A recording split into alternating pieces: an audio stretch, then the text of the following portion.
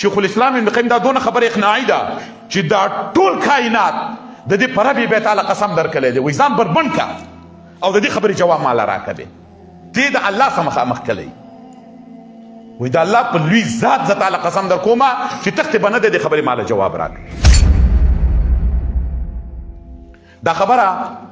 د شیخ الاسلام ابن قیم د په ټولو کتابونو کې ده ډېره پیدامنه خبره ده لکه مخکې چې مې تا ته خبره وکړله خلکو ته به ډېر هدایت کېږي دغه شان لازما په دې خبره باندې زما نه ده د شیخ الاسلام د زه ورته نقل کړم ډېرو خلکو ته په هدایت کېږي هر څه ته پکې ځان پوه کړه دا ښه خبره به یاده کړې ښه عثمان چې به یې خلکو ته کې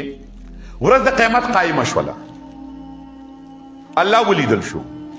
اول خدا خبره چې الله ولیدل شو زی صفات دی صفات به لري ځکه لیدلی کېږي مثلا دوه کسان دي یو په دنیا کې الله له د اسماء او صفات ثابت کړي دي لکه منګه یو دا دی نه دي ثابت کړي لکه معطله چې کله الله ولیدل شو لن الله خلاف الاثبات دی خبره ته وکړه دا وستي تا الله له ثابت کړي دي مثال تور الله دی ولید په قیامت کې صفات نشته تا خو الله له ثابت کړي دي دې خبره ته دا ډېر اقناعي خبره ده ځکه شیخ الاسلام ابن قیم دا دونه خبره اقناعي ده چې دا ټول کائنات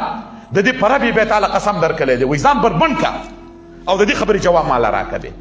دې د الله سره مخامخ کلی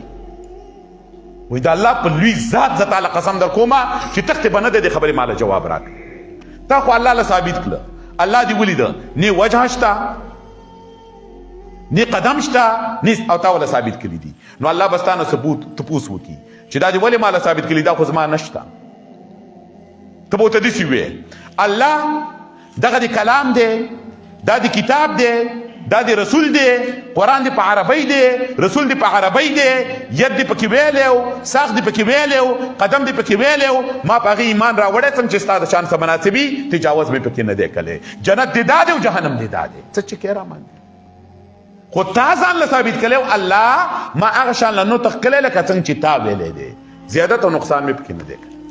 جواب یې ورکړه اوس دویم راشه یارانو ته ګوره د الله نه پې کلي دي او پیښه دا د الله ولې د الله له شته دا به څه جواب وایي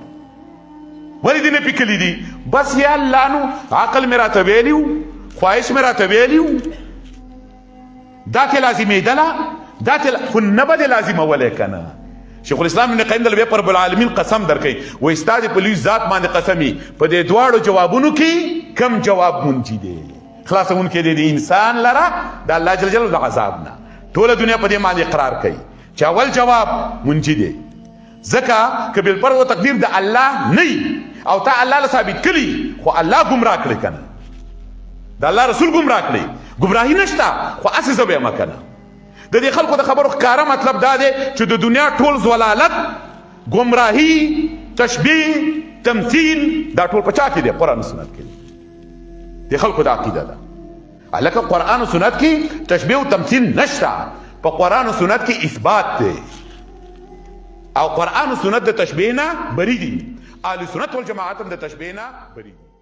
ټولې نړۍ ته رسول د دې دعوت غواړو